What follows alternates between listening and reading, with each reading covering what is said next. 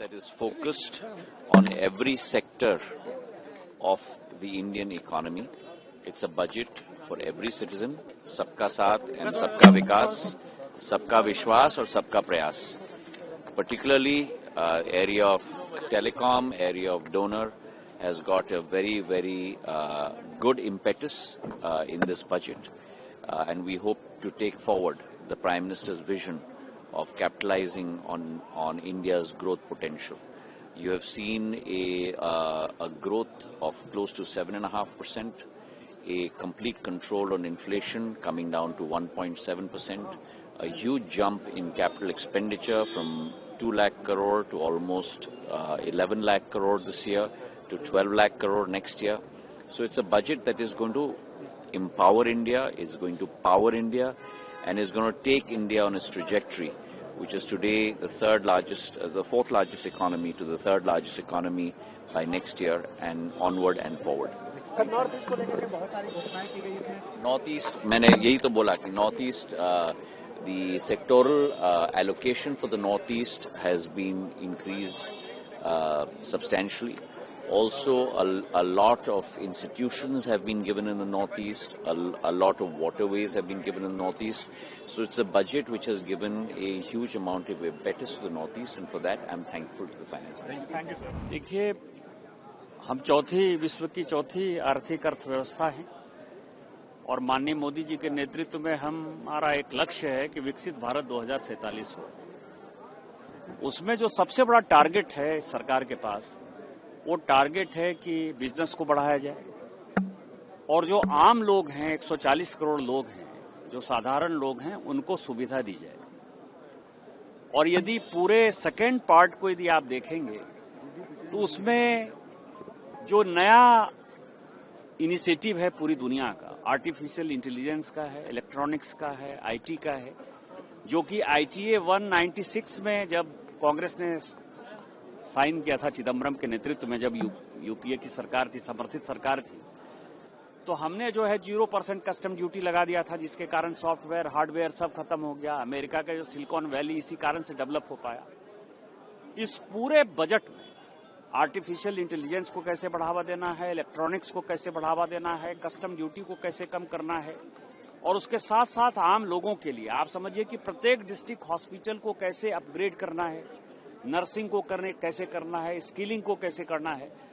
और जो बजट है लगभग 12.5 लाख करोड़ का है. इंफ्रास्ट्रक्चर में यदि आप देखेंगे, जो ईस्टर्न पार्ट जो है, जो काफी पिछड़ा हुआ था, शिप बिल्डिंग का, मतलब आप समझिए कि शिपिंग एक बड़ा है. शिप हम बड़ी जहाज नहीं बना पा रहे हैं. आपको पता है कि जर्मनी से हमको इंपोर्ट करना पड़ा है. उस तरह की फैसिलिटी वाराणसी जैसे जगह में स्टार्ट होगी, पटना जैसे जगह में स्टार्ट होगी. तो ये पूरा दिखाता है कि हम सबका साथ सबका विकास करना चाहते हैं और प्रत्येक एरिया का विकास करना चाहते हैं.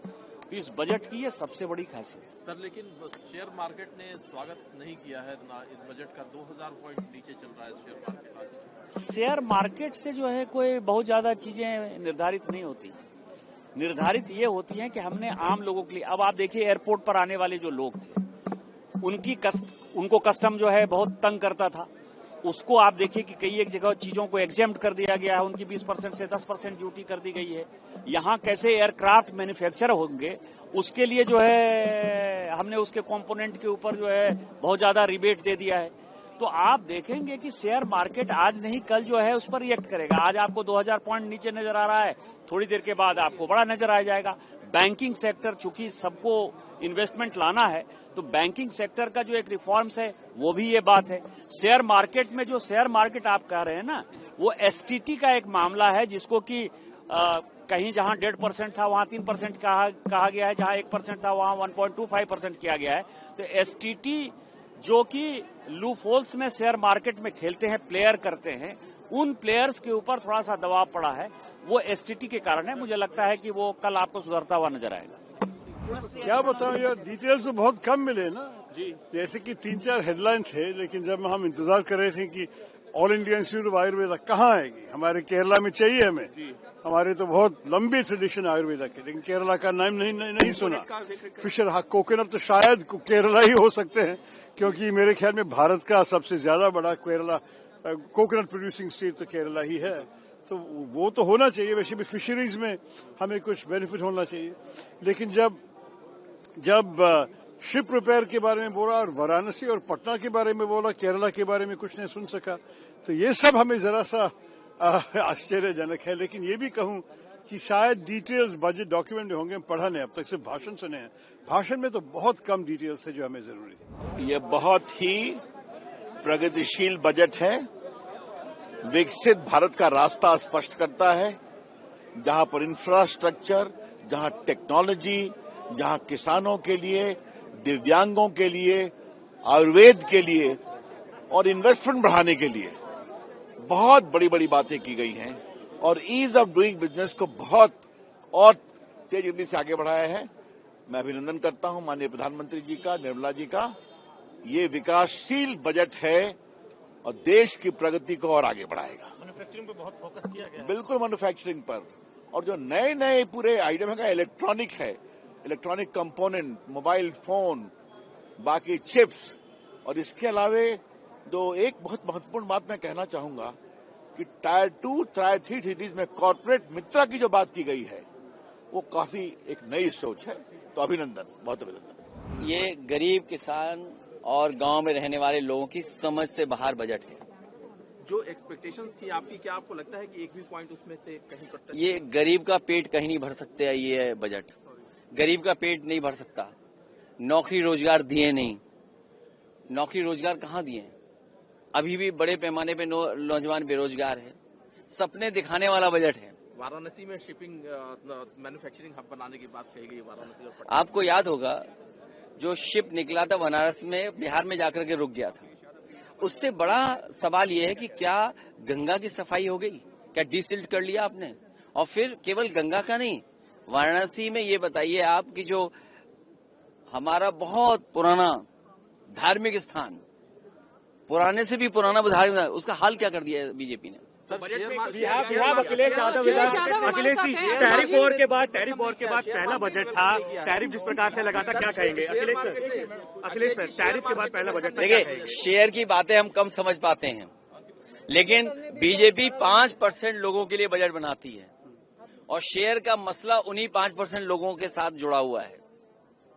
तो अगर वो निराश हैं और किसान की समझ से बाहर है, सोचिए किसान अपनी पैदावार के लिए क्या दे। मैं जिस कॉन्स्टिट्यूएंसी से आता हूं, आलू के लिए क्या किया सरकार ने? आलू के किसानों की पैदावार को बढ़ा करके, या पैदावार आ गई, आलू के लिए क्या कर रही सरकार? क्या उनको सही रेट पे खरीदेगी? क्या आय दोगुनी हो गई? अभी धान की फसल, क्या धान की कीमत दे पाई है? सरसों की फसल तैयार है, क्या सरसों की तैयारी कर ली इन्होंने? जब आप विदेश का तेल मंगाओगे खाने के लिए, क्या उम्मीद करोगे आपके किसानों को कीमत मिलेगी? ये केवल 5% लोगों के लिए बजट बनाते हैं, बाकी सब कहीं जाएं और फिर बजट आपके लिए और बनाते हैं। आपके लिए प्रचार के लिए बजट बनाते हैं। एक मिनट जाइए। आपके प्रचार के लिए बजट बनाते हैं। बड़े बड़े अखबार उठा लीजिए। मैं एक कंपनी का एड देख रहा था। वो कंपनी कह रही है पानी में यूरेनियम है, पानी में पेस्टिसाइड्स हैं, पानी में पी नहीं सकते पानी हम। प्राइवेट कंपनी को पता है, सरकार को नहीं पता है। माँ गंगा का क्या हाल है? आपकी हिंडन नदी, काली नदी, यमुना नदी, आपकी जो बनारस की नदियां हैं, वरुणा, क्या हाल है नदियों का? आप 10, 11, 12 साल में डबल इंजन होकर के नहीं कर पा रहे हो। आप कहते हो मेट्रो बनाएंगे। मेट्रो कहाँ बनाएंगे? पानी का जहाज कहाँ लेकर के जाएंगे आप? बिहार में फंस गया था, अगर आपको याद हो। ये केवल सपने दिखाने की बात है, सच्चाई नहीं है। और अगर शेयर मार्केट गिर रहा है तो इसका मतलब उद्योगपति, समझदार लोग जानते हैं उनके हित का बजट नहीं है और किसान की समझ से बाहर का बजट है।